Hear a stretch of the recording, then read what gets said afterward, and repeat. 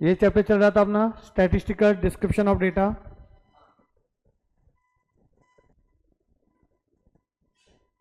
ये सब पढ़ा था ना आपने, तो यहाँ पे टिक मार्किंग क्यों नहीं किया हुआ है? हाँ, chapter number 13 statistical description of data and sampling. बेटा ये जो चैप्टर है अपना कितने मार्क्स के जाने वाला है? 10। इसमें 2 यूनिट है, एक है आपका statistical description of data and दूसरा है सैम्पलिंग करके।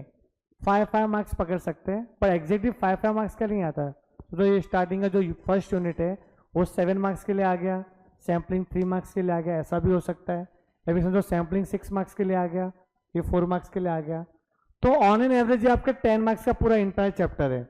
इसमें अपन ने स्टार्टिंग में पढ़ा था स्टैटिस्टिक्स के 4 जो लैंग्वेज में उसको क्या क्या बोलते हैं, क्या क्या बोलते हैं, याद है आपको?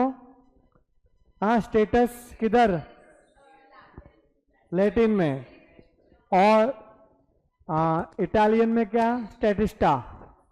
उसके बाद में फ्रेंच में स्टैटिस्टिक्यू, ओके। और जर्मन में टिक टॉक करके, ठीक है ना, जर्मन में क्या क्या? स्टैटिस्टिक। फिर स्टैटिस्टिक्स में सिंगुलर नाउन भी है, प्लूरल नाउन भी है। सिंगुलर में इसको क्या बोलते हैं? साइंटिफिक एवरेज होता है, ये आपका मेथड होता है, साइंटिफिक मेथड। इसको हम लोग है ना साइंस ऑफ काउंटिंग और साइंस ऑफ एवरेज भी बोलते हैं। प्लूरल में क्या बोलते हैं? Data. Data means quantitative and qualitative. उसके बाद में ये पढ़ा था हम लोग, जो क्वालिटेटिव डेटा होता है उसको होता है एट्रीब्यूट। एंड क्वांटिटेटिव डेटा में 2 आता है, डिस्क्रीट एंड कंटिन्यूअस। डिस्क्रीट का मतलब होता है काउंटेबल, कंटिन्यूअस का मतलब होता है मेजरेबल। जैसे आपका टेम्परेचर हो गया, ये सब मेजरेबल में आ जाएगा आपका कंटिन्यूअस में। देन डेटा में 2 था, प्राइमरी एंड सेकेंडरी। प्राइमरी मतलब आप खुद जाके डेटा कलेक्ट कर रहे हो, इंफॉर्मेशन कलेक्ट कर रहे हो, होता प्राइमरी डेटा। ऐसा जो आपने किसी और के डेटा कलेक्ट किए हुए पे रिलाय करके कुछ इंफॉर्मेशन कलेक्ट कर रहे हो, होता सेकेंडरी डेटा। किसी और ने डेटा कलेक्ट किया था बट आप यूज कर रहे हो। देन प्राइमरी में आपका इंटरव्यू था, मेल क्वेश्चनरी था, ऑब्जर्वेशन था, ये सब था, ठीक है।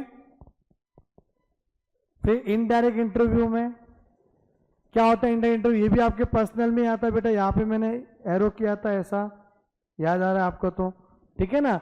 तो इनडायरेक्ट में क्या होगा कि रेल एक्सीडेंट, रोड एक्सीडेंट जो भी रहेगा उसमें क्या आएगा? इनडायरेक्ट। और अर्थक्वेक वगैरह हो गया, नेचुरल कैलेमिटीज हो गया, तो उसके लिए क्या आएगा? पर्सनल। देन स्क्रूटनी क्या होता है? एक्यूरेसी और कंसिस्टेंसी डेटा का अपन चेक कर सकते हैं, उसको बोलते हैं स्क्रूटनी। डेंसिटी में फॉर्मूला अलग था आपका, क्या था फॉर्मूला? ऊपर क्या था? पॉपुलेशन, नीचे क्या था? एरिया। क्लियर? फिर डेटा का क्लासिफिकेशन, सबसे पहला है क्रोनोलॉजिकल, मतलब date wise, time wise. Geographical मतलब region wise. And qualitative and quantitative तो आपने पढ़ा है ऊपर, वही है इसमें। उसके बाद mode of presentation of data, कैसे करेंगे उसको प्रेजेंट? तो टेक्सुअल वाला हो गया, बहुत पुराना मेथड है ये। टेबुलेशन सबसे बेस्ट मेथड है, जिसकी अपने को 4 और 1 और 5 पार्ट होते हैं। कितने? 5 पार्ट, ये 5वां part. There are 5 parts of the table. Caption क्या हो गया? कैप्शन ऊपर वाला कॉलम वाइज, स्टब हो गया रो वाइज, और कैप्शन के ऊपर और कैप्शन को मिला के बोलेंगे बॉक्स हेड, और अंदर वाले चीज को बोलेंगे बॉडी। और ये टेबल कहां से लिया गया उसको बोलते हैं सोर्स, समझे कि नहीं? फुट नोट बोलेंगे उसको, फुट नोट। यस, हो गया था ये आपका, बाकी में हो गया था। कौन सा बाकी है आपका? Foot note. अच्छा, फुट नोट लिख लो। Describing the source of data, source of data 10 this plus sampling, both unit sampling, this including sampling. Done. Okay, then अपन ने ना नोट से पढ़ा था, ये पूरा ग्राफ हो गया था ना, पाई चार्ट तक हो गया था अपना, एंड क्लास वर्क 2 पूरा अच्छे से हो गया था आई थिंक। ठीक है, क्लास वर्क 2 भी हो गया था अच्छे से अपना। अटेम्प्ट योरसेल्फ मैंने आपको होमवर्क दिया था, किया रहेगा, अच्छी बात है। चलो अभी यहाँ पे ये लिखना है आपको, important terms associated with frequency. ये वाला बताता हूँ मैं आपको ये। Right, important terms associated with A frequency distribution. पता है क्लास लिमिट क्या होता है? देखो, क्लास लिमिट मतलब होता है minimum value and maximum value of class interval. जैसे ही आपको क्लास दिया हुआ है, ये क्लास कौन सा दिया हुआ है बताइए, कंटिन्यूअस है कि डिसकंटिन्यूअस है? क्या है? डिसकंटिन्यूअस है ये, कंटिन्यूअस नहीं है, तो उसको बोलेंगे नॉन ओवरलैपिंग क्लास। तो लिख लो यहाँ पे नॉन ओवरलैपिंग क्लास। और इसका दूसरा नाम है mutually inclusive class. Mutually inclusive class, ठीक है, म्यूचुअली इंक्लूसिव क्लास।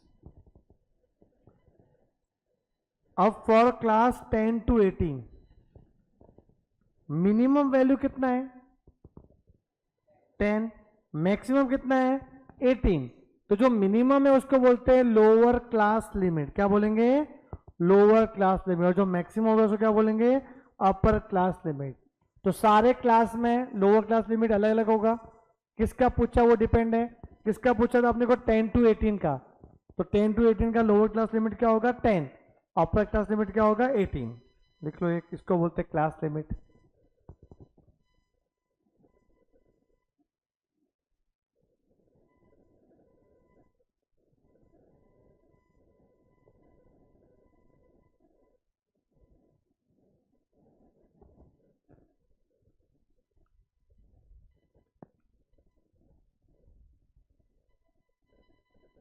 लिखा? ओके। अब लिखो क्लास बाउंड्री क्या होता है। देखो सेकंड पॉइंट, क्लास बाउंड्री। लिखते समझ में आ जाएगा आपको क्लास बाउंड्री का मतलब। It means actual class limit of the class interval. Actual class limit मतलब कैसा? From the above example actual class limit is not 10 to 18, क्यों? कंटिन्यूअस नहीं था ना। तो बताओ लोअर क्लास बाउंड्री क्या होगा बताए? जो लोअर क्लास लिमिट है ना गरीब को और गरीब बनाते थे, कितना गैप है इसमें? इसमें गैप कितना है? गैप 2 का, उसको बोलते हैं डिफरेंस। तो जितना डिफरेंस होता था उसका आधा कर देने का। जितना गैप है उसका आधा कर लो। लोअर क्लास में लोअर करो, अपर क्लास में अप करो। तो lower class limit minus d/2, तो 2/2 1, तो 10 - 1 कितना होगा? 9। एंड अपर क्लास बाउंड्री के लिए lower class upper class limit plus difference upon 2, मतलब 18 + 1 19। देखो कंटिन्यूअस बन गया। मतलब डिसकंटिन्यूअस को बनाना है कंटिन्यूअस। उसके बाद जो लोअर रहेगा उसको लोअर क्लास बाउंड्री बोलेंगे, अपर रहेगा उसको अपर क्लास बाउंड्री बोलेंगे।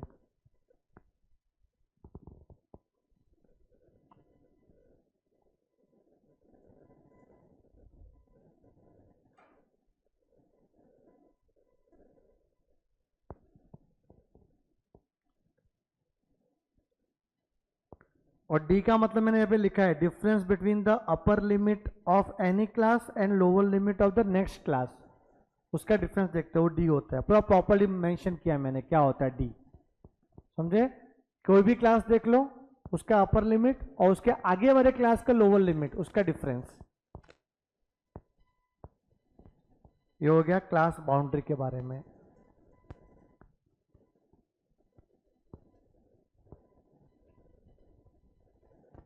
ये बेसिक चीज मैंने आपको बताई थी चैप्टर नंबर 14 में, जब मैं करा रहा था measures of centre tendency and dispersion.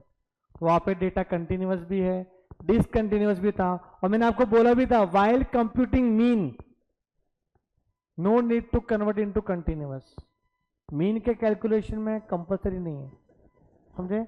But median and mode में it is compulsory to convert the given class into continuous. Understood?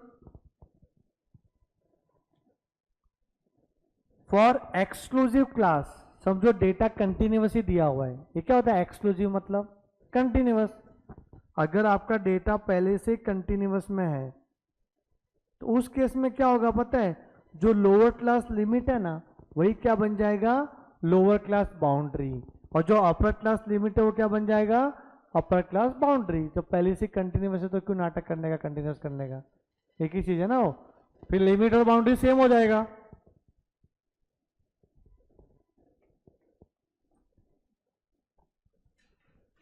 Mid point, mid value या क्लास मार्क, देखो क्या होता है, मिड वैल्यू कब निकालते हैं पता है, किसके कैलकुलेशन में निकालते थे मिड वैल्यू, डिसकंटिन्यूस में भी निकालते थे मिड वैल्यू, पर क्या कंप्यूट करते थे हम, मीन मीडियन की मोड, बोलो मीन मीडियन मोड में किसके कैलकुलेशन में एक्स निकालते थे अपन, mid value of class, mean वाले केस में, ठीक है, मीन में आप निकाल लेते मिड वैल्यू, मतलब ये मिड वैल्यू मीन वाले केस में। तो मिड वैल्यू निकालने का दो फॉर्मूला है, या तो आप लिमिट को लिमिट से कंपेयर करो या बाउंड्री को बाउंड्री से कंपेयर करो, फर्क नहीं पड़ता, अब आंसर एक ही आता है, इसलिए हम लोग उसको कंटिन्यूअस नहीं बनाते थे हम लोग, तो आंसर तो एक ही आएगा, चाहे आप lower class limit plus upper class limit upon 2 करो या फिर लोअर क्लास बाउंड्री प्लस अपर क्लास बाउंड्री अपॉन 2 करो, बात एक ही है, टेंशन की बात नहीं है।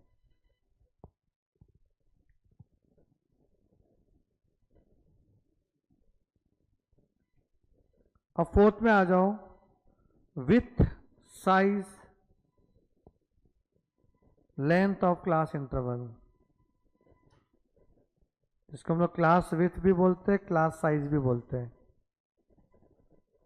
इसमें याद रखना हमेशा कंटिन्यूअस करना पड़ेगा, पता है आप मोड वाले फॉर्मूला था, एक मोड वाला फॉर्मूला कि mode equal to L1 plus D1 into C upon D1 plus D2, तो सी क्या था आपका क्लास साइज, और क्लास साइज के लिए कंटिन्यूअस होना चाहिए तो ही होता था क्लास साइज, समझे कि नहीं, तो क्लास साइज कैसे निकालते हैं, वही क्लास साइज क्लास विथ एक ही होता है, तो क्लास विथ क्या है, upper class boundary minus lower class boundary, अच्छा एच बी और सी बी एक ही बात है ना, मैंने मीडियन में एच लिखवाया था और मोड में सी लिखवाया था, दोनों का मीनिंग एक ही मैंने बोला था। बाउंड्री मतलब बाउंड्री को बाउंड्री से माइनस करना है, मतलब यहाँ पे अपना क्लास शुड बी कंटिन्यूअस तो ही हो सकता है, समझे, बाउंड्री को बाउंड्री से कंपेयर करना है।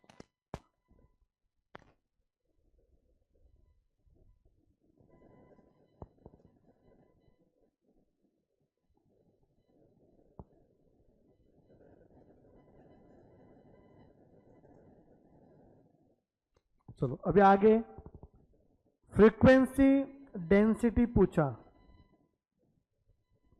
तो उसका फॉर्मूला है frequency upon class with, frequency upon class with, पहले लिख लो फिर समझा तो मैं क्या है। फिर ये क्या आपका रिलेटिव फ्रीक्वेंसी, उसका फॉर्मूला है फ्रीक्वेंसी अपॉन टोटल फ्रीक्वेंसी,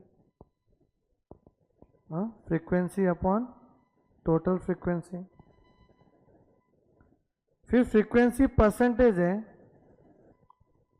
वही परसेंटेज फ्रीक्वेंसी, तो उसको बोलेंगे frequency upon total frequency into 100।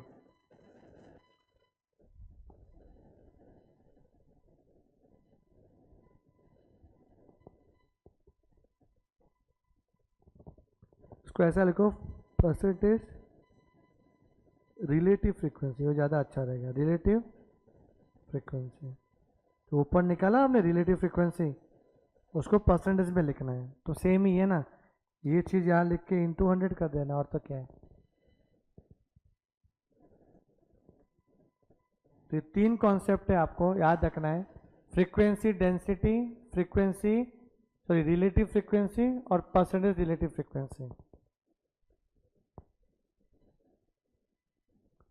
Question कैसा आएगा देखो यहाँ पे, समझो आपको दिया है क्लास और उसकी फ्रीक्वेंसी, क्लास दिया है 10 to 20, 20 to 30, 30 to 40, फ्रीक्वेंसी दिया है समझो 10, 5, 50. ओके, अब क्वेश्चन ये आया कि फ्रीक्वेंसी डेंसिटी बताओ क्या है इसमें, फ्रीक्वेंसी डेंसिटी। तो हर क्लास का फ्रीक्वेंसी डेंसिटी अलग अलग होगा, हर क्लास का क्लास वाइज देखना पड़ेगा। तो मुझे फाइंड करना है frequency density, FD, frequency density. तो फॉर्मूला क्या है, फ्रीक्वेंसी अपॉन क्लास विथ, तो फ्रीक्वेंसी तो 10 है, अपॉन क्लास विथ क्या है इसमें 10, इसमें क्या आएगा 5 अपॉन 10, इसमें कितना आएगा 15 अपॉन 10। आया समझ में, ये था फ्रीक्वेंसी डेंसिटी। और रिलेटिव फ्रीक्वेंसी बोला तो समझो इसका चाहिए relative frequency, relative frequency RF, relative frequency क्या आएगा, frequency upon total, total frequency कितना है इधर 30, तो क्या आएगा इसके लिए 10 अपॉन 30, इसके लिए 5 अपॉन 30, इसके लिए 15 अपॉन 30। और परसेंटेज निकालना तो इंटू 100 कर लो, इसकी बात है। गॉट इट तीनों।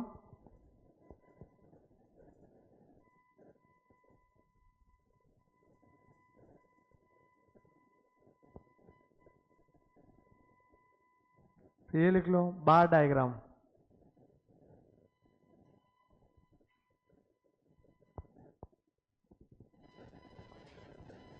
बार डायग्राम क्या होता है,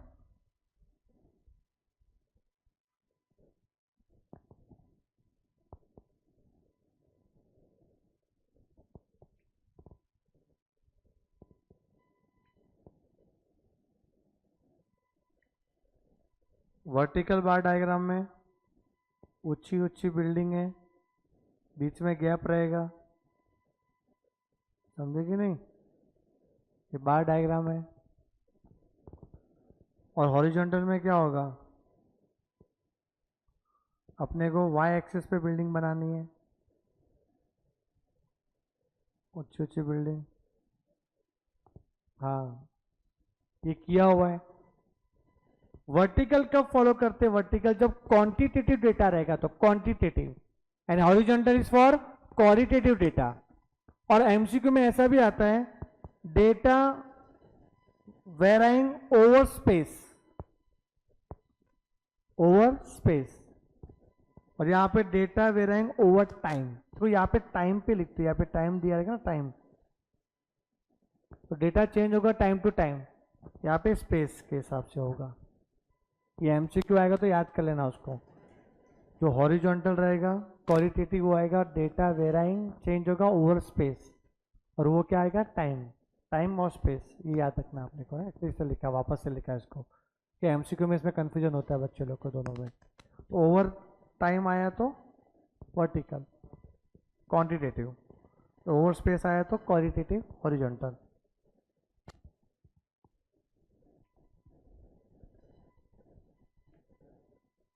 लिखा,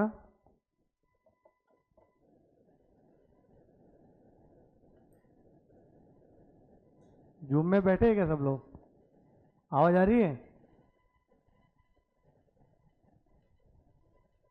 डायग्राम ड्रॉ की जरूरत नहीं है।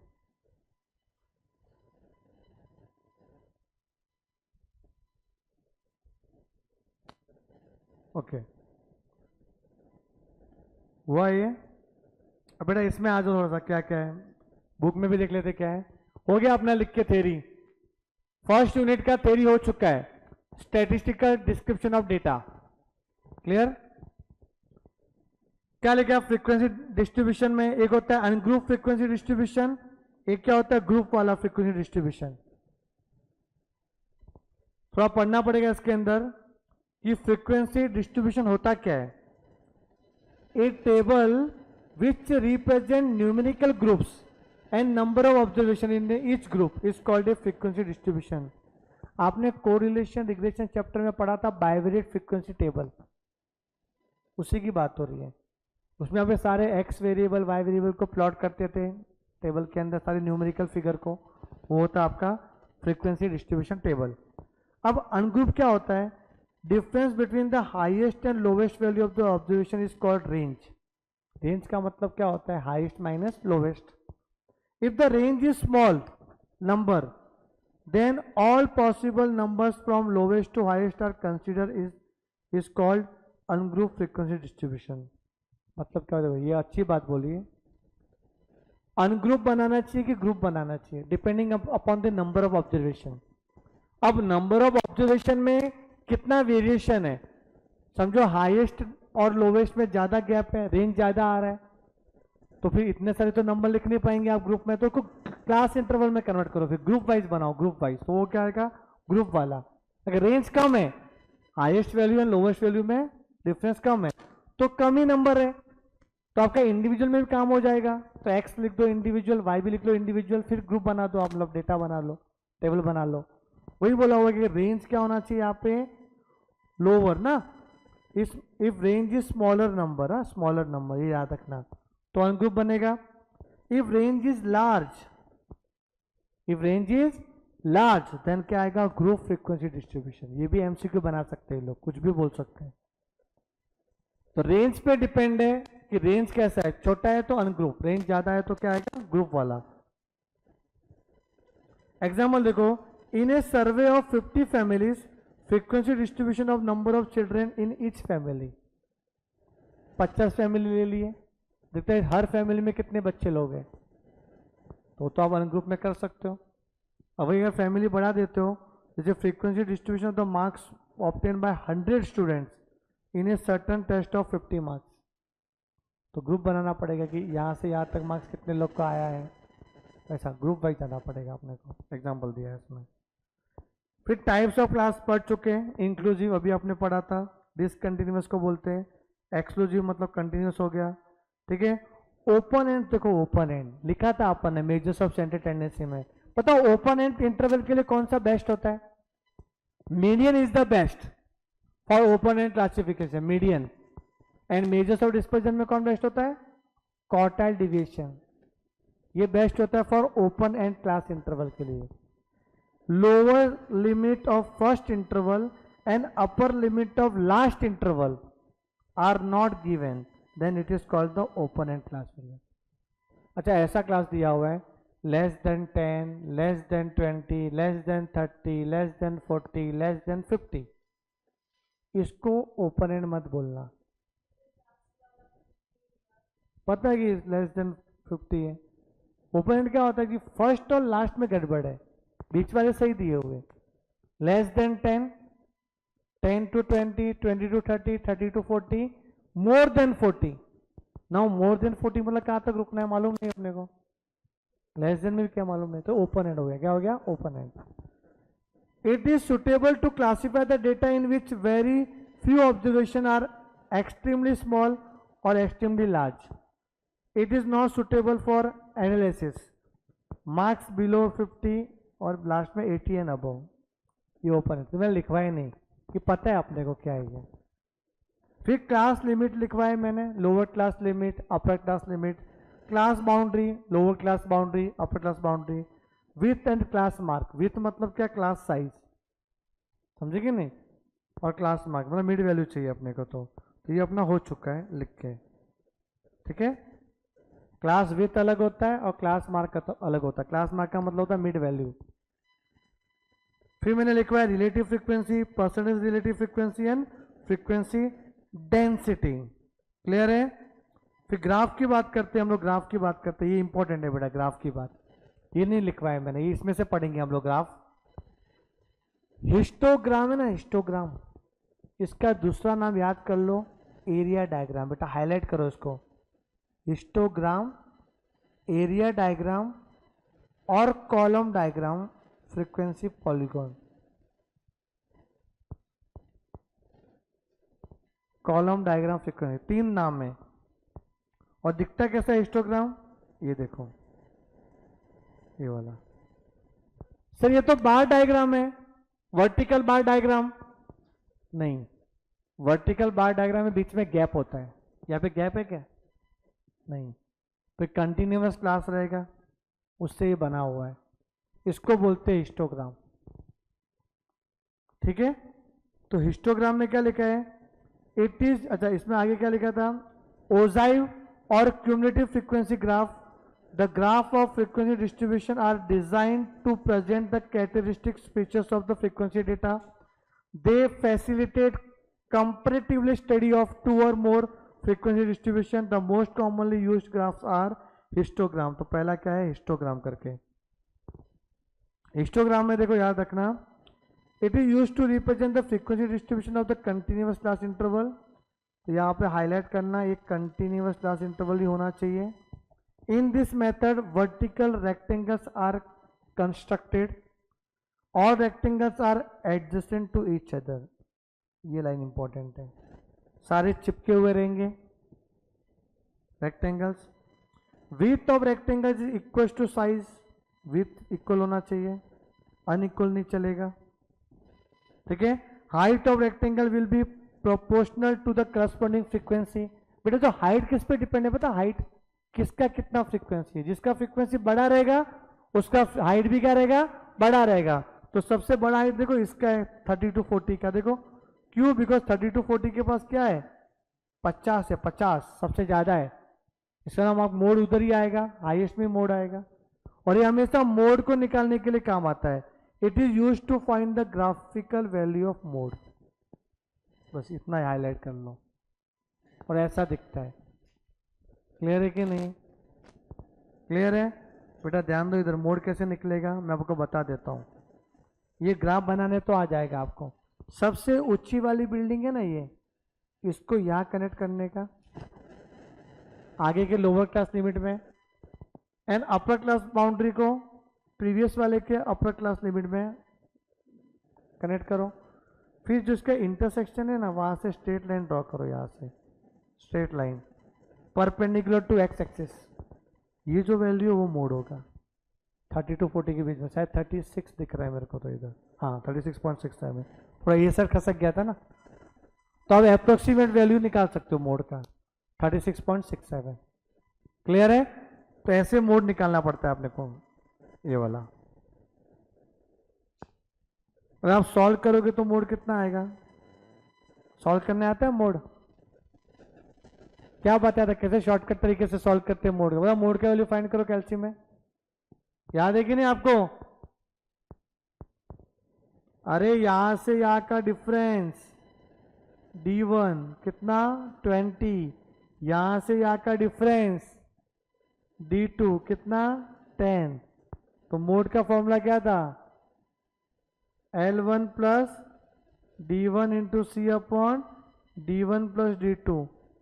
L1 30 है, D1 20 और C कितना है इसका क्लास साइज 340 के बीच में 10. और यहाँ पे 20 प्लस 30 कर लो कैल्शियम में. ये 30 प्लस 200 अपॉन 50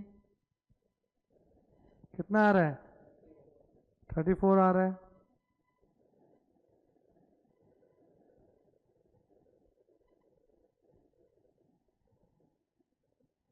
गलत किया इसने 36. समझे, इसने गलत किया बेटा.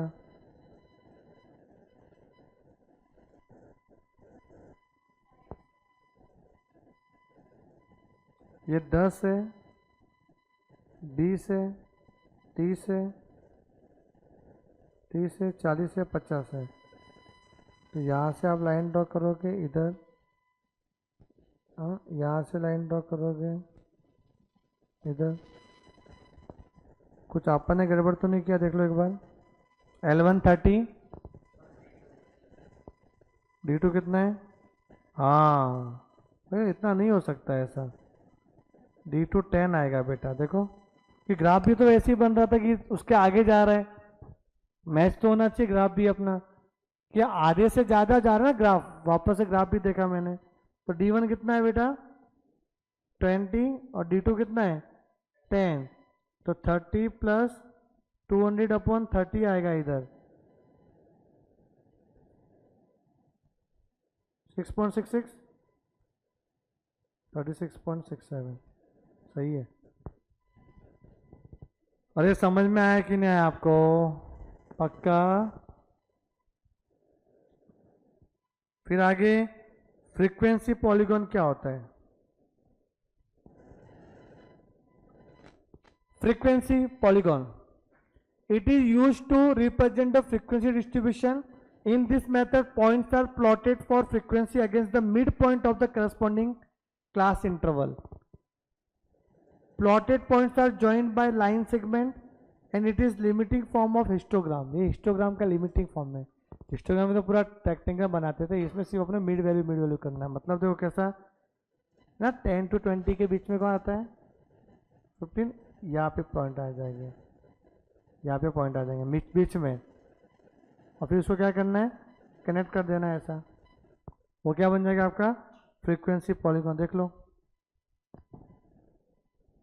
समझे कि नहीं. क्लास इंटरवल मिड वैल्यू से करना है. उसके बाद क्यूमुलेटिव फ्रीक्वेंसी कर्व. सीएफ तो निकाला था आपने मीडियन में. दो टाइप के सीएफ होते हैं, एक तो लेस देन सीएफ और एक क्या होता है मोर देन. एक होता है मोर देन सीएफ. तो लेस देन सीएफ कर्व क्या होगा, लेस देन ओजाइव बोलते हैं इसको, लेस देन ओजाइव.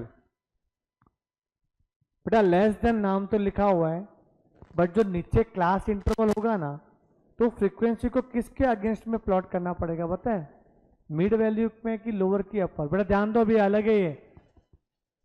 बताओ क्या आएगा. ये जो लिखा है draw a less than ogive, तो पहले आपको लेस देन सीएफ निकालना पड़ेगा. 2 का 2 लिखेंगे, 2 + 5 7 + 12 19 + 31 50 + 39 + 10 + 4. अब बताओ जब ग्राफ बनाएंगे तो एक्स एक्सिस में तो क्या आएगा, ये आएगा आपका 60 to 70. तो जब मैं ये 2 को प्लॉट करूंगा तो 60 to 70 है, तो मिडल के उधर लूंगा कि लोअर में लूंगा कि अपर में लूंगा. जब ग्राफ बनेगा, ग्राफ देखो ये ग्राफ 60 to 70 है, तो मुझे 2 पहुंचाना है 2 तक. तो कैसे करूंगा मैं 2 को, बोलो कैसे करूंगा. ये ग्राफ है, समझो ये 60 है, ये 70 है, इधर समझो 2 है. तो ये इधर करूं मैं ऐसा, इधर करूं कि बीच में करूं. 3 ऑप्शन है ना मेरे पास. बिल्डिंग में तो पूरी बिल्डिंग बनती थी, तो पूरा एक गैप में आ जाता था. और फ्रीक्वेंसी पॉलीगॉन में क्या करते थे, फ्रीक्वेंसी पॉलीगॉन में मिडल में देखते थे, मिडल में करते थे ऐसा डॉटेड प्लॉटेड पॉइंट. इसमें क्या करेंगे, लेस देन में अपर लिमिट में करने का. क्या करने का, तो 60 to 70 का अपर लिमिट क्या है 70. तो 70 के ऊपर करना पड़ेगा आपको डॉटेड पॉइंट. 70 के ऊपर मतलब यहां पे आएगा 70 के ऊपर. समझ में आ रहा है क्या बोल रहा हूं मैं आपको. 70 के ऊपर करना पड़ेगा. तो क्या लिखा है, it is used to represent the CF distribution. उसको सीएफ को रिप्रेजेंट करते हैं अपन. For construction of curve obtain less than CF, वो तो हमने किया. Consider class boundary along x axis. X axis में क्लास बाउंड्री को लिखना है और सीएफ को क्या लिखना है, वाई एक्सिस में लिखना है सीएफ को. Plot the points for CF against the corresponding upper. बस ये पॉइंट नंबर 4 इंपॉर्टेंट है, हाईलाइट कर दो. जो भी आपका सीएफ है ना, उसको किसके अगेंस्ट में प्लॉट करना है, अपर क्लास बाउंड्री में. ये एमसीक्यू में आ सकता है, तो जागते रहना बेटा. क्या क्या काम का है वो मैं बताऊंगा कि मिस ना हो जाए आपसे मजाक में. अगर बात करेंगे अपन फ्रीक्वेंसी पॉलीगॉन की, तो मिड पॉइंट में करना रहता है उसको अगेंस्ट में. और यहां पे लेस देन के लिए क्या आ जाएगा, अपर क्लास बाउंड्री में करना है. और मोर देन रहेगा तो लोअर क्लास बाउंड्री में करना है. थर्ड पॉइंट इंपॉर्टेंट है. एंड मोर देन सीएफ निकालने तो आता ही है ना, नीचे से प्लस करते जाने का. समझे कि नहीं, मोर देन सीएफ निकालने आता है. देखो निकालते हैं मोर देन सीएफ कैसे निकालते हैं. अब तो आपने लेस देन सीएफ सिखा रहेगा. ये फ्रीक्वेंसी है, तो इस 5 को यहां लिखने का. फिर 5 + 11 16, 16 + 20 ऐसा ऐड करना रहता है. ये आपका मोर देन सीएफ है. और कहाँ प्लॉट करेंगे इसको अपन, लेस देन वाला 40 पे करेंगे. मतलब 40 पे करना है 135. फिर 44 पे करना है क्या, 128 जो है वो, तो उससे आपका ग्राफ ऐसे ऐसे नीचे से बनते जाएगा। देखो ये देखो आया कि नहीं आया, क्लियर है कि नहीं। और एक ही ग्राफ में दोनों करना पड़ता है, एक ही ग्राफ में लेस देन का भी करेंगे, मोर देन का भी करेंगे, और उसका जो इंटरसेक्शन आएगा ना वो आपका मीडियन होएगा। मीडियन ना, मीडियन निकालते थे, मीडियन, क्वार्टाइल, डेसाइल, परसेंटाइल, तो ये यूज करते हैं अपन निकालने के लिए, मीडियन फाइंड करने के लिए, समझे। मीडियन लिखो, क्वार्टाइल लिखो, सब कुछ लिखो चलेगा, मीडियन, क्वार्टाइल, डेसाइल दोनों के लिए। बट यहाँ पे इन्होंने गलत लिखा है बेटा, देखो यहाँ पे क्या लिखा है, less then CF is use for partition value. तो पार्टीशन वैल्यू में मीडियन भी तो आता है, क्वार्टाइल, डेसाइल, परसेंटाइल सब आता है, तो उधर भी तो आना चाहिए पूरा का पूरा मीडियन, पार्टीशन वैल्यू एक ही बात है वो। क्लियर है आपको बेटा, ये क्लियर है। हाँ, अब लास्ट वाला कॉन्सेप्ट बेटा, फ्रीक्वेंसी कर्व क्या होता है। एक होता है बेल शेप। बेल शेप क्या होता है कि जहां से स्टार्ट हुआ, हाँ, वहां तक फिनिश हो जाएगा। इसको सिमेट्रिक डिस्ट्रीब्यूशन बोलते हैं, सिमेट्रिक। देखो यहाँ का फ्रीक्वेंसी यहाँ सेम, ये फ्रीक्वेंसी इसके सेम, ये हाईएस्ट फ्रीक्वेंसी बीच में हो गई, समझे कि नहीं। Bell shape most commonly use होता है ये डिस्ट्रीब्यूशन। ये आ सकता है एग्जाम में कि मोस्ट कॉमनली कौन यूज होता है, तो बोलना बेल शेप। हाँ, मोस्ट कॉमनली यूज को अंडरलाइन कर लो, बेल शेप होता है, ठीक है। इसमें सबसे लोअर में क्या होगा, एक्सट्रीम, मतलब लोवेस्ट फ्रीक्वेंसी एक्सट्रीम में होगी। एक्सट्रीम मतलब फर्स्ट और लास्ट, फर्स्ट और लास्ट में लोवेस्ट फ्रीक्वेंसी होगी और बीच में हाईएस्ट फ्रीक्वेंसी होगी। तो क्या आएगा, लोअर फ्रीक्वेंसीज किधर होगी, एक्सट्रीम में, और मैक्सिमम फ्रीक्वेंसी किधर होगी, सेंटर में। अंडरस्टूड। और एग्जाम्पल याद रखना, मार्क्स का डिस्ट्रीब्यूशन हाइट का, वेट का, प्रॉफिट का, कम ज्यादा होते रहता है ना बच्चे लोग का, मार्क्स वगैरह हो गया, प्रॉफिट हो गया, ये सब। फिर दूसरा है आपका यू शेप। अब यू शेप क्या होता है कि स्टार्टिंग में हाईएस्ट है, यहां पे एक्सट्रीम में हाईएस्ट फ्रीक्वेंसी होगी और सेंटर में लोवेस्ट होगी, धड़ाक से गिरा फिर उड़ गया, समझे कि नहीं। तो this type of distribution has lowest frequency in centre and maximum at two extremities, मतलब एक्सट्रीम वैल्यूज में मैक्सिमम होगा। और इसका एग्जांपल आएगा एवरेज कॉस्ट फंक्शन, आएगा एग्जांपल एवरेज कॉस्ट फंक्शन, पता, marginal cost function, average cost function, cost function 12th में पढ़ा रहेगा आपने मैथ्स में, तो एप्लीकेशन ऑफ डेरिवेटिव में, और इकोनॉमिक्स में भी था एवरेज कॉस्ट क्या होता है। अब जे शेप क्या होता है, जे शेप, जे शेप में ऐसा होता है, धीरे से गिरेगा, फटाक से उठेगा। किसी भी कंपनी के जो शेयर मार्केट में शेयर्स का प्राइस गिर गया, फिर उठते गया उठते गया,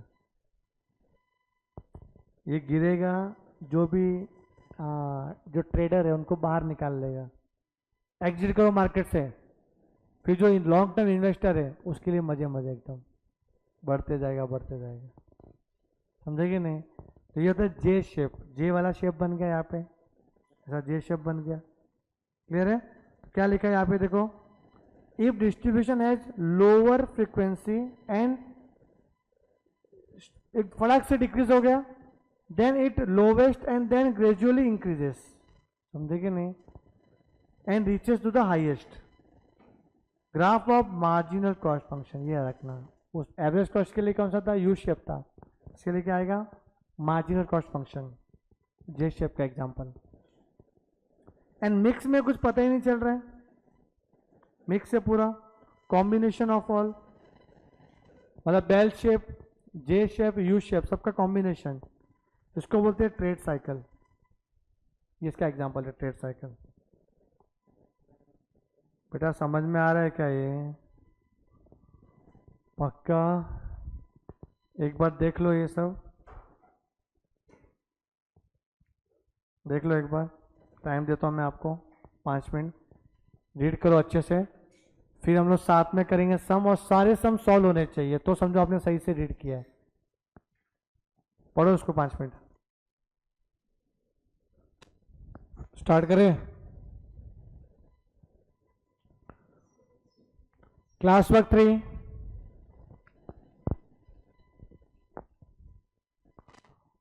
question number 1, a frequency distribution, arrange observation in an increasing order, arrange observation in terms of number of groups, relate to a measurable characteristics, all this। क्या होता है फ्रीक्वेंसी डिस्ट्रीब्यूशन?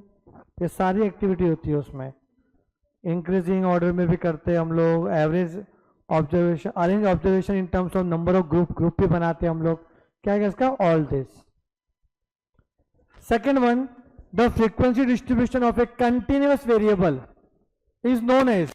बेटा कंटिन्यूअस का मतलब क्या होता है बेटा? कंटिन्यूअस मतलब ग्रुप वाला, ग्रुप को ही बोलते हैं ना कंटिन्यूअस, डिसकंटिन्यूअस वगैरह वगैरह, ठीक है। Third, relative frequency for a particular class lies between.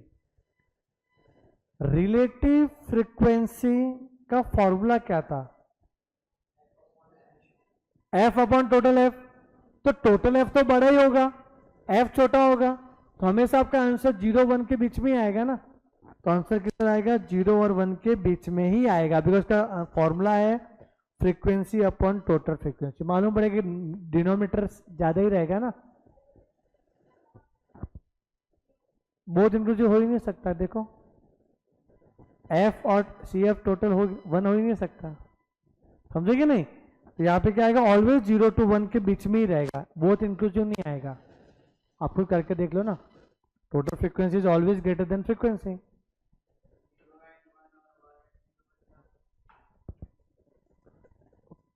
Zero 1 मतलब वो कंटिन्यूस फॉर्म में होता है, 0 से 1 के बीच में, ऐसा 1 0 नहीं होता, 0 1 होता है। Lies between 0 and 1, lower end upper लिखते हैं हमेशा ऑलवेज। फोर्थ वाला, फ्रीक्वेंसी डेंसिटी का फॉर्मूला क्या है? बोलो। Frequency upon class width. Class width को क्या बोलते हैं? Class length. Class frequency, yes, option B is correct. Fifth, most extreme values which would ever be included in the class interval are called class boundaries. Extreme class boundary बोलते हैं इसको। Sixth, the lower class boundaries. Lower class boundary क्या होता है बेटा? बोलो, 6 का क्या आ जाएगा बेटा? लोअर लिमिट होता है और लोअर लिमिट का, तो लोअर लिमिट के लोअर लिमिट हो जाता है, लोअर का लोअर करते हैं हम लोग। क्लियर है? अरे lower class limit minus D upon 2 ना, तो lower limit of the lower limit. Seventh, class of equal width are generally preferred in construction of a frequency distribution. Equal width का होना चाहिए आपका class. 8, for determining the class frequency it is necessary that these classes are mutually exclusive। समझे? Exclusive होना चाहिए, continuous होना चाहिए, ठीक है, वही ऊपर लिखा हुआ था वही। अब म्यूचुअली एक्सक्लूसिव का मतलब क्या होता है? हाँ, कंटिन्यूअस होता है, जैसे देखो 10 to 20, 20 to 30, 30 to 40। अब बताओ 20 किस में लेंगे, ऊपर की नीचे? 20 का काउंट होता है जब हम लोग फ्रीक्वेंसी डिस्ट्रीब्यूशन टेबल बनाते हैं, तो नीचे लोअर लिमिट में इंक्लूड होता है, अपर लिमिट में एक्सक्लूड होता है। तो क्या आता है?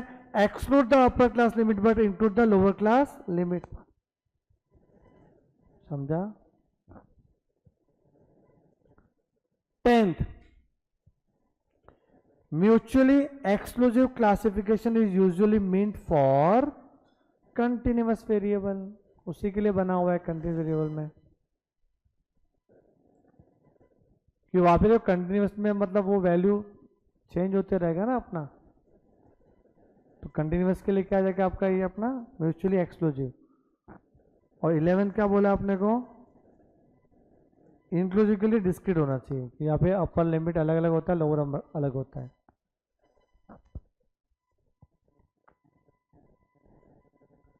लेंथ ऑफ क्लास क्या होगा? अपर class boundary minus lower class boundary. 13th, if the width of each of 10 class in a frequency distribution is 2.5, total 10 class है अपने पास, 10 क्लास, सबका width कितना है? 2.5, and the lower class boundary of the lowest class is 5.1, then the upper class boundary of the highest class कितना हो जाएगा? अच्छा question है ये तो, बोलो बेटा क्या आएगा? If the width of each of the 10 class, total 10 class है अपने पास, कितनी क्लास है? 10, एंड जो lower class boundary of the lowest class is 5.1, 5.1, वैसे 10 क्लास है बीच में, हमें क्या चाहिए? ये वाला चाहिए, अपर class boundary of the highest class, और गैप कितना होना चाहिए? 2.5 का, तो 5.1, हाँ 30.1, कैसे?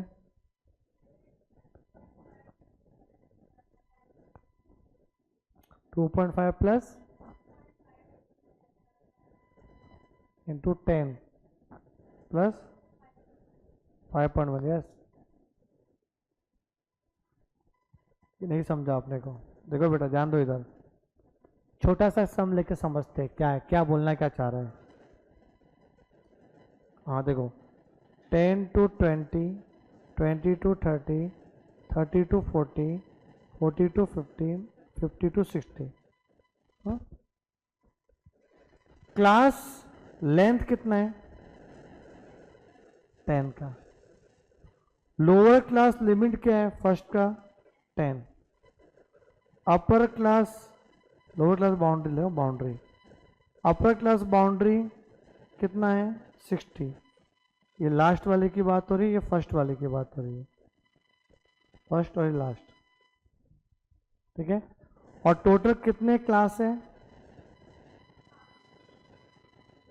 टोटल क्लास कितने हैं? 5। हाँ 1 2 3 4 5। अब समझो आपको ये 10 दिया हुआ है, हाँ तो लोअर क्लास बाउंड्री दिया हुआ है कितना? 10। क्लास कितनी है वो दिया हुआ है 5। क्लास विथ कितना दिया हुआ है? 10। अब मुझे अपर क्लास बाउंड्री ढूंढना है ऑफ लास्ट क्लास का। क्या ढूंढना है? Upper class boundary of the last class का। तो ये 60 कैसे आएगा? देखो 60 कैसे आएगा, तो मैं क्या करूंगा पता है? लोअर क्लास जो बाउंड्री है वो 10, वो लिख दूंगा इधर, प्लस जो अपना क्लास विथ है उसको मल्टीप्लाई करूंगा क्लास से, तो 10-10 का गैप है और 5 क्लास है, तो 10 प्लस कितना होगा? 50। आ गया ना 60। तो सर ये तो आपने फॉर्मूला बना दिया, तो आप लिख लो अपने फॉर्मूला बुक में, काम की चीज है बेटा, पहले लिखेंगे अपन फॉर्मूला बुक में।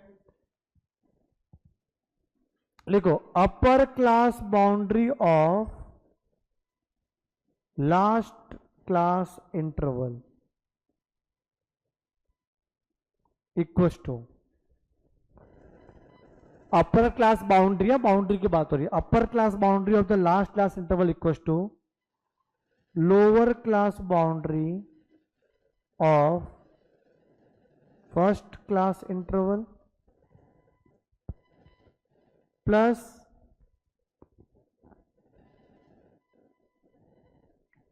Class size into number of class interval. ये फॉर्मूला है।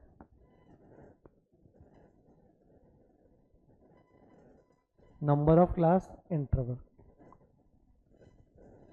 यही फॉर्मूला आप सम में अप्लाई करते हैं, देखते क्या होता है। सम क्या बोल रहा है देखो, ये लिख लो पहले ये पूरा। सम क्या बोल रहे हैं कि क्लास विथ है ना, विथ वो 2.5 है, मतलब जो क्लास का साइज है, क्लास विथ भी होता क्लास साइज, वो कितना दिया 2.5। नंबर ऑफ क्लास कितनी है, हाँ ठीक है ना, 10 क्लासेस,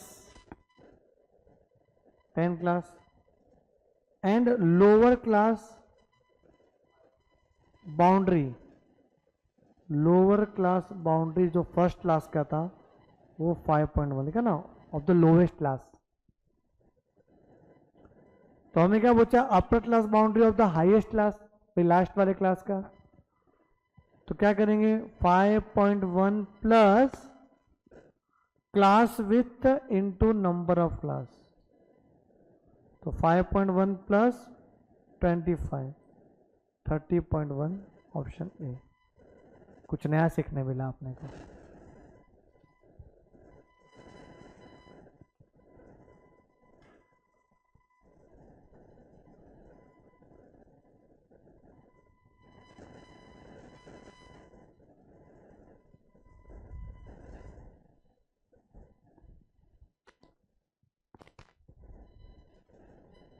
वेदांत, वर्षिता, रूही, ये तीनों ने अटेम्प्ट किया है लेक्चर लाइव।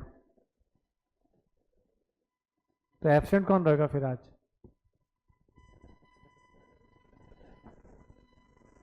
कृति और उर्वी।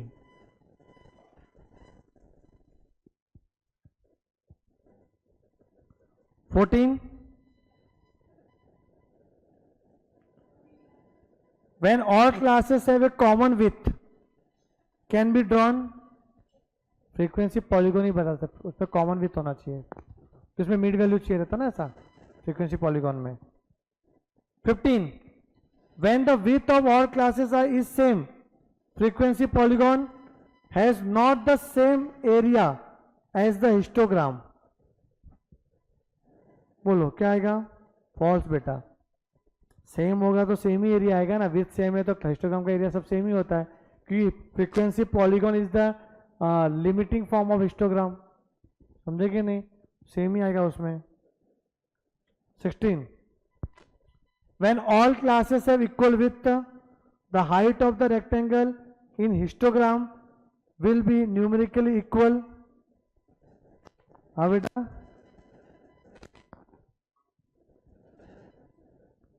ये हाइट किस पे डिपेंड होता है? फ्रीक्वेंसी पे डिपेंड, तो equals to the class frequency, समझे, क्लास फ्रीक्वेंसी के हिसाब से रहेगा अपना, क्योंकि आपका विथ इक्वल था इसके लिए। अगर विथ इक्वल नहीं है तो, विथ इक्वल नहीं है तो बेटा CF का बनाना पड़ता है, CF वाला लेना पड़ेगा अपने को, आगे आएगा तो बताऊंगा आपको। यहाँ क्या बोले, ध्यान दो बेटा, यहाँ पे हाईलाइट इसको करना कि इक्वल विथ है ना, तो height of rectangle equals to class frequency. हाँ, इक्वल विथ रहेगा तो हाइट ऑफ रेक्टेंगल, जो बिल्डिंग बनेगी, रेक्टेंगल मतलब बिल्डिंग, तो बिल्डिंग बनेगी वो क्लास फ्रीक्वेंसी जितनी बनेगी, मतलब उस पर डिपेंड रहेगा क्लास फ्रीक्वेंसी पे। और अगर अनइक्वल रहेगा, अनइक्वल, समझे, तो अनइक्वल में क्या होगा, जो हाइट ऑफ रेक्टेंगल है ना वो आ जाएगा फ्रीक्वेंसी डेंसिटी के हिसाब से करेंगे, CF नहीं है, फ्रीक्वेंसी डेंसिटी, FD, CF नहीं, FD फ्रीक्वेंसी डेंसिटी। कैसे निकालते frequency density? F upon class with, बोला आपको ना F तो रहेगा ही क्वेश्चन में, और विथ अलग अलग है ना, तो आपको F divide by class with करना पड़ेगा, तो एक नया कॉलम आएगा, उसके हिसाब से हाइट बनेगा आपका, प्रोपोर्शनेट होगा, कि विथ अभी अनइक्वल है ना, इसके लिए। विथ इक्वल होता तो फिर सबका हुआ एक ही से आंसर आता, फिर फ्रीक्वेंसी अपॉन विथ तो सेम ही आता हाइट। अब विथ अलग अलग है, तो हम क्या करेंगे, फ्रीक्वेंसी अपॉन विथ करके एक नया कॉलम बनाएंगे, उसके हिसाब से हाइट बनेगा बिल्डिंग का। ये याद रखना बढ़िया, एग्जाम में आ सकता है। अनइक्वल विथ हुआ तो ऐसा करने का, इक्वल विथ हुआ तो फ्रीक्वेंसी के हिसाब से हाइट होता है। बचपन से तो अब तो यही पढ़ते आ रहे थे कि जितना फ्रीक्वेंसी के हिसाब से हाइट बनता है, बार डायग्राम वगैरह का, इसमें ऐसा नहीं है। क्लियर है? तो इसका आंसर क्या है बेटा? इसका 16 वाले का आंसर ए आया और 18 का आंसर ट्रू आएगा कि ये सही बोल रहा है। और 17 क्या आ जाएगा बेटा? हिस्टोग्राम है ना, emphasise the width of the rectangle between the class boundary. Yes, width पे फोकस करता है अपना, फोकसेस मतलब histogram focuses on the width of the rectangle between the class boundary. Class boundary होता है, यहाँ पे क्लास लिमिट नहीं देखते अपन। पता है हिस्टोग्राम बनाने के लिए, मोड को निकालने के लिए हिस्टोग्राम होता है। हिस्टोग्राम में जो है ना आपका डेटा, जो क्लास, वो कंटिन्यूस होना चाहिए, तो क्लास बाउंड्री लेते हैं अपन उसमें, क्लास लिमिट नहीं लेते। क्लास लिमिट तो किसमें लेते हैं अपन? बार डायग्राम में, अलग अलग बिल्डिंग बनती है तो, समझे? यहाँ पे ना कंटिन्यूस होता ना, तो क्लास बाउंड्री होना चाहिए। 19, to find the number of observation less than given value. अब लेस देन के लिए करने के तो लेस देन सी एफ निकालना पड़ेगा, तो क्या यूज करते हैं हम लोग? C F distribution. 20 बताओ, the frequency of the class 2030 कितना होगा? क्या पूछा है भाई? सटिया गया है क्या? The frequency of the class 20 to 30, 28 लिख के आ जाते हैं बहुत जन।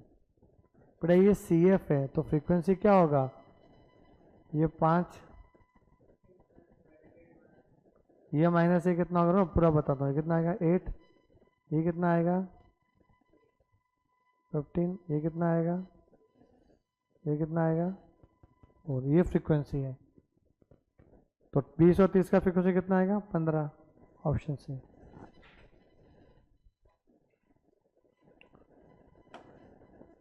(21) From which graphical representation we can calculate partition value? Ogive, समझे कि नहीं? बताया पार्टीशन वैल्यू, मीडियन निकालने के लिए ओजाइव रहता है। In an ogive curve the points are plotted for, बोलो, total value and the CF. CF बनाते हैं, सीएफ से प्लॉट करते हैं अपन, और टोटल वैल्यू और सीएफ को देखते हैं अपन। अब टोटल वैल्यू में क्या होता है? एक तो upper class limit and lower class limit, वो डिपेंड है कि आपका लेस देन सीएफ है कि मोर देन सीएफ है। अगर लेस देन सीएफ है तो आएगा upper class limit, and more than CF को प्लॉट करना है तो लोअर क्लास लिमिट।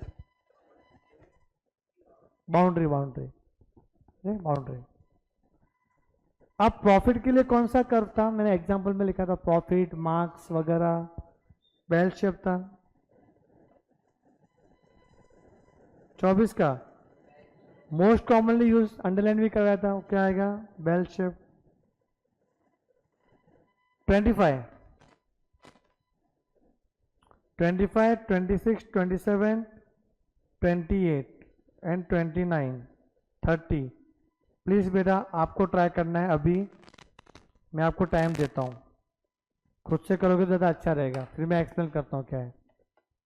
ट्राई।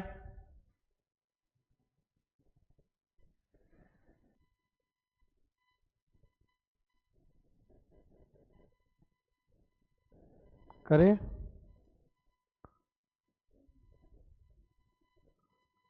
25 का क्या है आपका आंसर? 260 आया। वो बना के किया आपने टेबल, तो कैसे किया? नहीं, out of 1000% 25% were industrial worker and rest were agriculture worker. तो यहाँ पे 2 आ गया वेरिएबल, कौन सा? देखो उसको करना कैसे, तो ये सिंपल था तो आपने कर लिया इतना फटाफट। एक है आपका industrial worker, agriculture worker. Clear है? 300% enjoy the world cup matches, तो यहाँ पे आएगा enjoy world cup and not enjoying world cup. ऐसा अपने को बनेगा ये एक्टिविटी। अब क्या लिखा देखो क्वेश्चन में, 1000% थे, यहाँ पे आ जाएगा 1000 टोटल, यहाँ पे आएगा टोटल, यहाँ पे आएगा टोटल। 1000 में 25% वे इंडस्ट्रियल वर्कर, तो इसका 25% करो, इसका 25% करो, कितना होता है 250, तो बचा कितना 750। क्लियर। उसके बाद क्या बोला है, 300% enjoy world cup matches on TV, 300 लोग इंजॉय कर रहे हैं वर्ल्ड कप मैचेस टीवी पे, तो 700 लोग नहीं कर रहे, ये में नहीं ना, 1000 में से। अब क्या बोले, 30% of the people who had not watched world cup matches were industrial worker, जो नहीं देख रहे ये 700, इस 700 का जो 30% है ना वो कौन है, इंडस्ट्रियल वर्कर है, IW। कौन है 700 का 30%, कितना आएगा 210। अभी सब भर सकते हो जो भी पूछा रहेगा।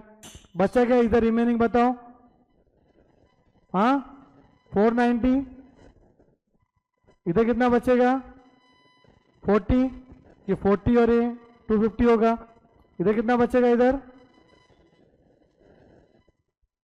सब कुछ आ गया।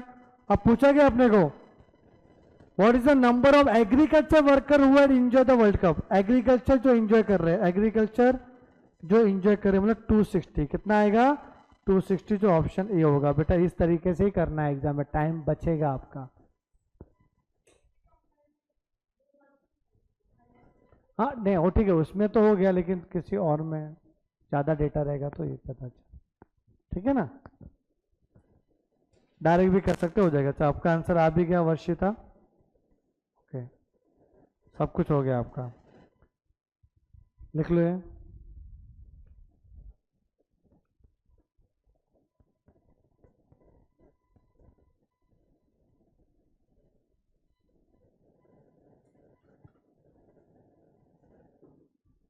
हुआ कॉपी।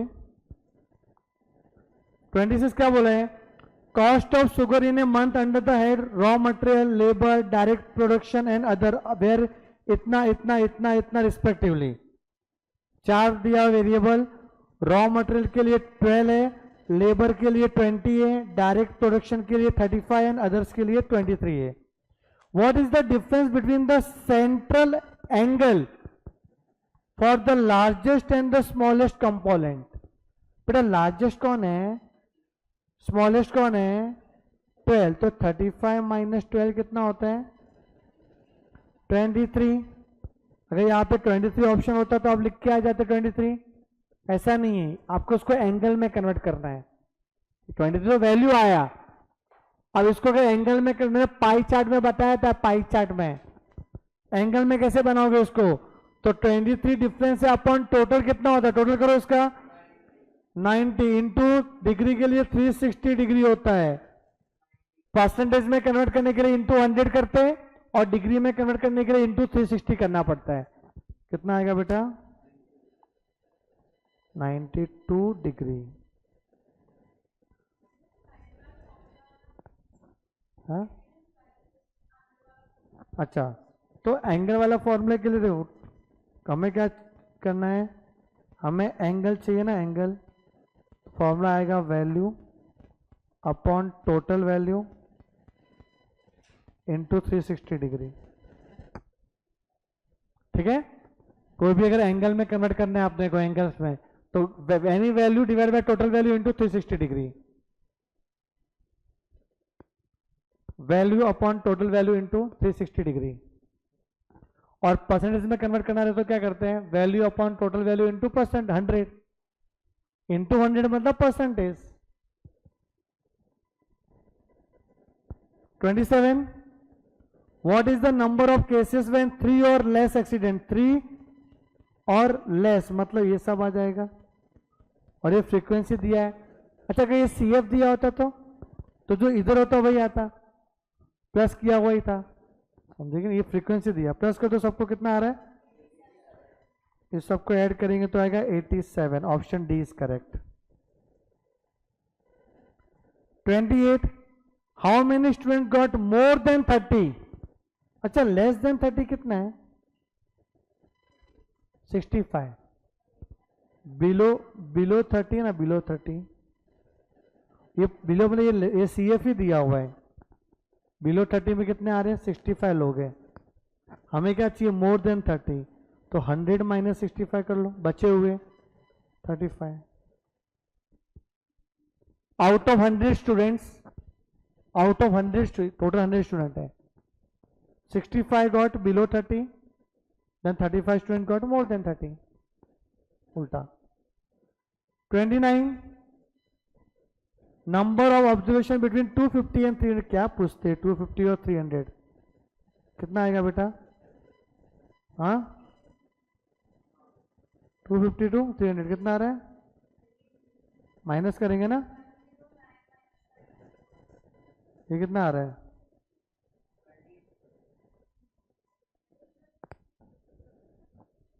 अरे the number of observation between 250 and 300, 250 तक कितना? 38 है।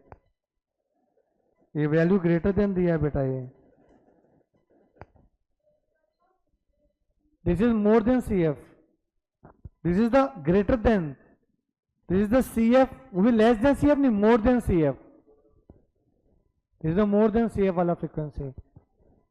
200 से ज्यादा लोग कितने हैं? 56। 250 से ज्यादा लोग कितने हैं? 38। 300 ज्यादा कितने? 15। तो इनका डिफरेंस क्या आएगा? Between 250 and 300। ये मोर देन, तो मोर देन CF दिया हुआ था ये। आ गया 23। फिर लास्ट 30 हाउ मेनी केसेस 4 और मोर? कितना आ जाएगा? 26। क्लियर है अपना? समझा एकदम अच्छे से? 2 लेक्चर लगे अपने को इसको पूरा करने में। ये एक यूनिट कंप्लीट हुआ है बेटा। अटेम्प्ट योरसेल्फ आप खुद से करना है, ठीक है। उसके बाद कौन सा है अपना? सैम्पलिंग। सैम्पलिंग अपन नेक्स्ट लेक्चर में स्टार्ट करेंगे, जो एकदम अच्छे से फ्रेश माइंड से स्टार्ट होगा। आपका काम ये रहेगा बेटा, अभी आपको क्लास में बैठ के अटेम्प्ट योरसेल्फ करना है। ये क्लास वर्क रहेगा, ये होमवर्क नहीं रहेगा आप लोग के लिए, ठीक है। ये कर लो, एकदम स्ट्रांग हो जाएगा अच्छे से। ये 5 मार्क्स आपकी मुट्ठी में हो गए। फिर कल जो लेक्चर रहेगा उसमें सैम्पलिंग एक ही लेक्चर में पूरा होने वाला सैम्पलिंग, तो आपका एक चैप्टर भी फिनिश हो जाएगा 5 मार्क्स के लिए, ठीक है। तो 5, 5, 10। चलो बाय बाय, टेक केयर।